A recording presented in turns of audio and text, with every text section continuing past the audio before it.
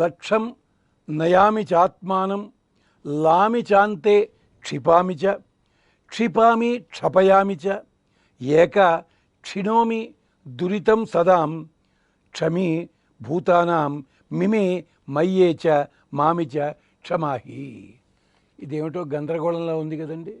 కంగారేం పడకండి. ఇక్కడ లక్ష శబ్దంతో ఒక షకారంతో ఉన్న అర్థాలని అన్నీ ఏకరు పెడుతోంది.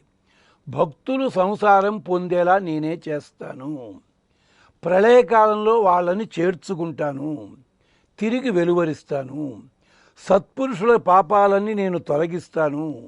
ఒకవేళ సత్పురుషుడు ఎక్కడైనా దోషం చేసినట్టయితే ఆ దోషాన్ని నేను సహిస్తాను.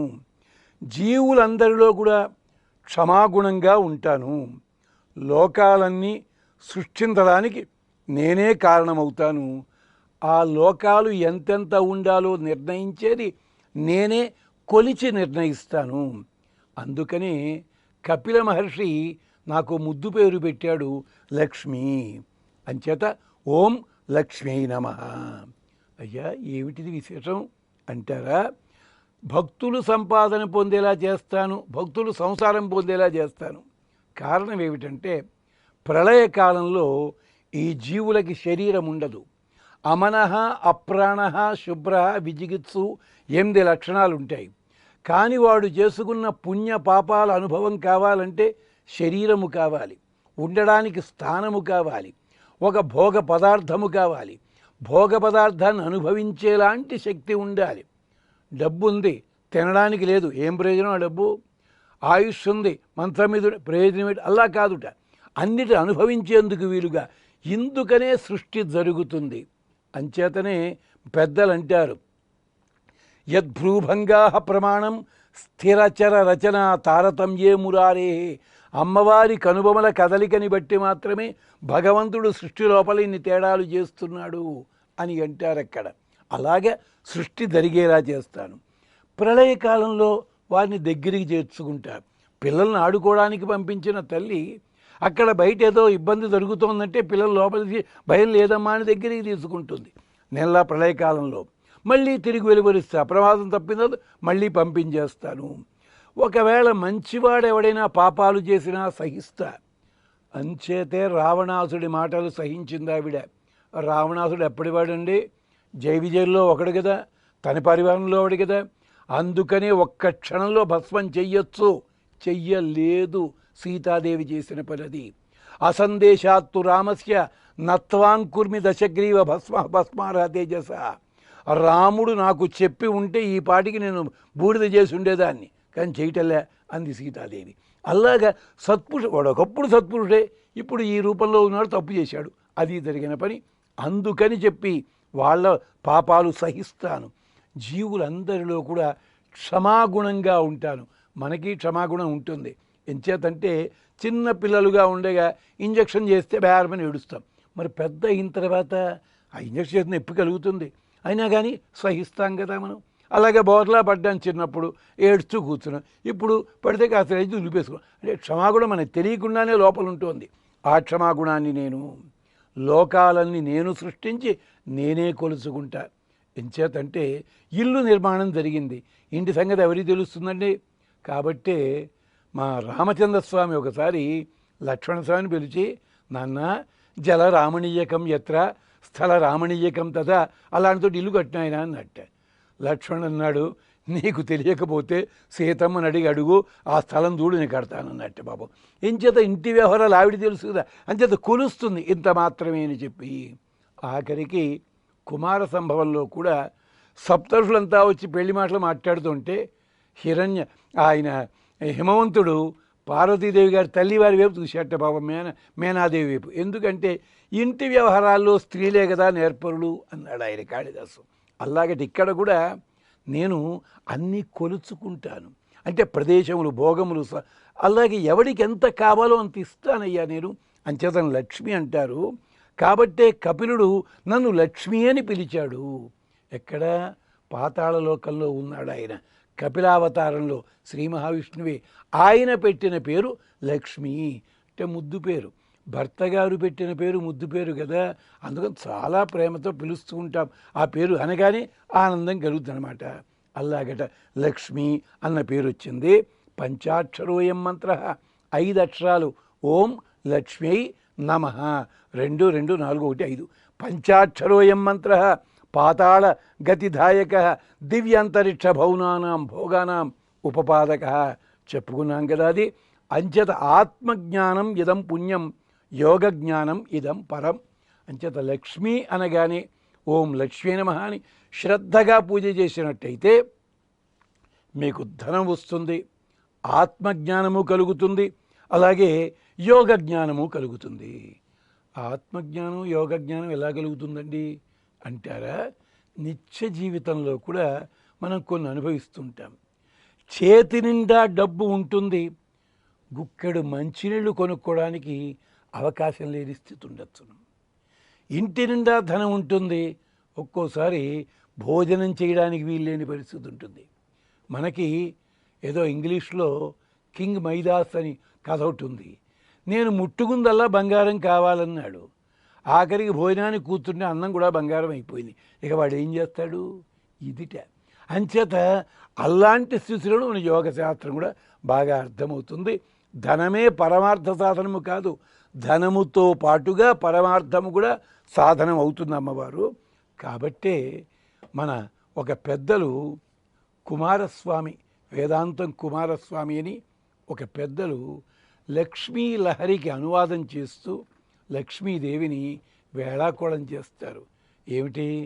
శ్రీ సూక్తం ప్రారంభంలో జాతవేదో మమావహ అంటారు కదండి. ఏమిటి ఇలా అన్నారు? చంద్రుడు సోదరీమణివి తల్లి, నీవు చంద్రుడికేమో సోదరివా, చల్లని తల్లివి, క్షీరసాగరానందరైక సంతతివి, క్షీరసాగరానందకరైక సంతతివి. క్షీరసాగరంలో ఉన్న ఆ చల్లటి కెరటములతోటి స్నానము చేయబడిన దానివి, చేయించబడిన దానివి, చక్కటి చల్లని తల్లివి. అనారత గాంగ జలాభిషేక నిష్పంద సుఖానుభూతులను, అలాంటి సంపద కలిగి ఉండి గంగానది స్నానం పొందగలిగి ఉండి, సంతత సుస్మిత సుందరాస్యవు, నిరంతరము కూడా చిరునవ్వుతో ఉంటావు. ఓ ఇందిరా, నువ్వింత చల్లగా ఉంటావు, నీకును వీత్రిహోతునకు ఏ విధి సఖ్యమబ్బని, నీకు అగ్నికి స్నేహమా? ఇదెక్కడ గొడవమ్మా? అగ్ని ఎప్పుడైనా చల్లగా ఉంటాడా? చిరునవ్వు నవ్వుతాడా? బగ్గున మండుతూ ఉంటాడా ఆయన?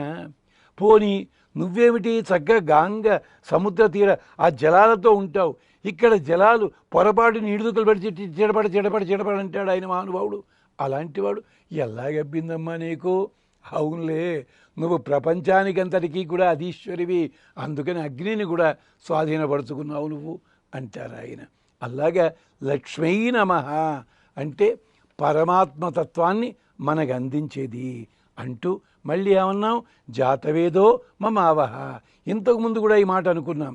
అంటే జాతవేదో మమావహ అంటే రుక్మిణీదేవి చెప్పిన మాట జ్ఞాపకం చేసుకోవాలి.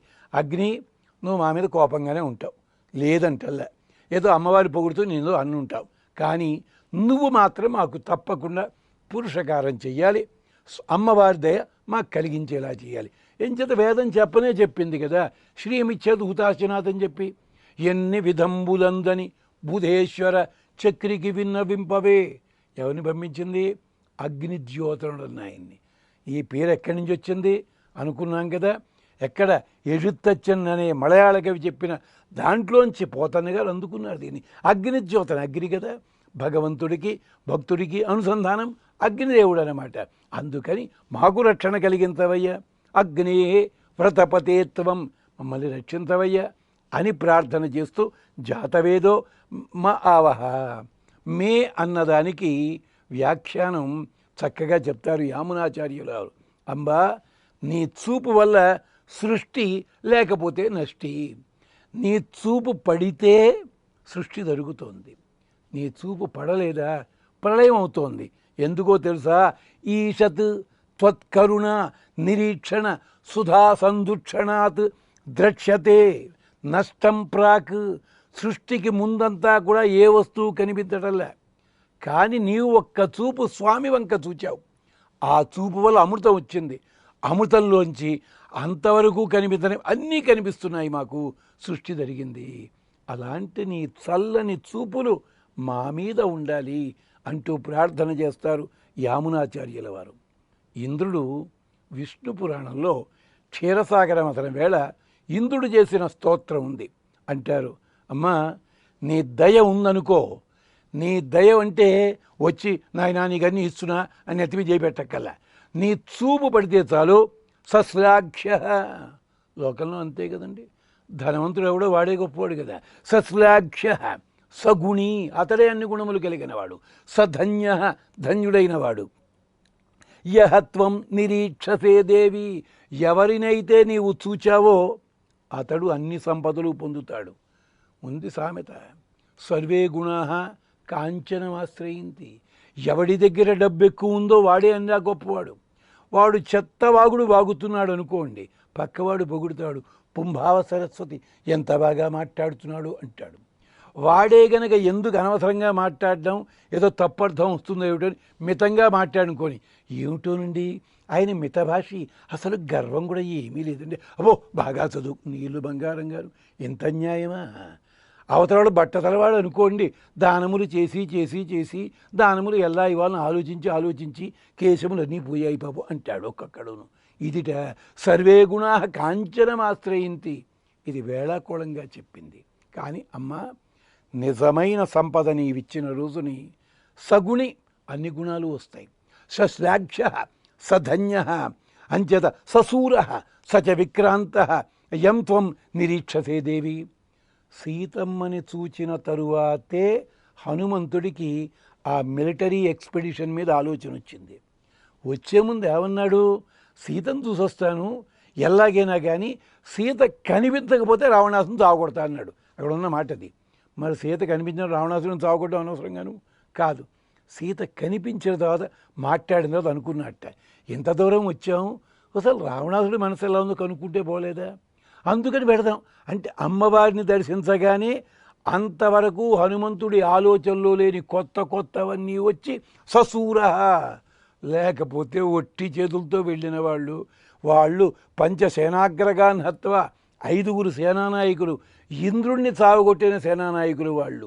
సప్తమంత్రి సుతానపి, 7 మంత్రిపుత్రుడు, అక్షకుమారుడు, వీళ్ళకంటే ముందు 40-50 వేల మంది కింకరులు ఉన్నారు, వాళ్ళని చావగొట్టాడు. ససూర, సూర్యుడంటే ఆయనయ్యా, అది విశేషం. అంటే నీ చూపు పడేసరికి ససూర సచ విక్రాంత యం త్వం నిరీక్షసే దేవి. దారాపుత్ర తదా ఆగార సుహృత్ ధనధాన్యాధికం భవతి ఏతత్ మహాభాగే నిత్యం త్వద్వీక్షణాత్. ఇది శ్రీ సూక్తం అంటారు, దీన్ని కూడా శ్రీస్తుతి అంటారు. విష్ణు పురాణంలో ఒక 32 శ్లోకాలు. మనకి ఎలాగైతే శంకరాచార్యుల వారి కనకధారాస్తవం చాలా ప్రసిద్ధి వహించిందో, సామాన్య జనంలో సాంప్రదాయ కుటుంబాల్లో ఈ కనకధారాస్తవం ప్రాచుర్యంలో లేని రోజుల్లోనే శ్రీస్తవం, ఇంద్రకృత శ్రీస్తవం అని చెప్పి పెద్దలు ఒక స్థాయిలో పెట్టిన ఘట్టమది. ఒక 5-6 తరాల కిందటి వరకు కూడా ఆ ప్రసిద్ధి ఉందని పెద్దలు చెప్తారు.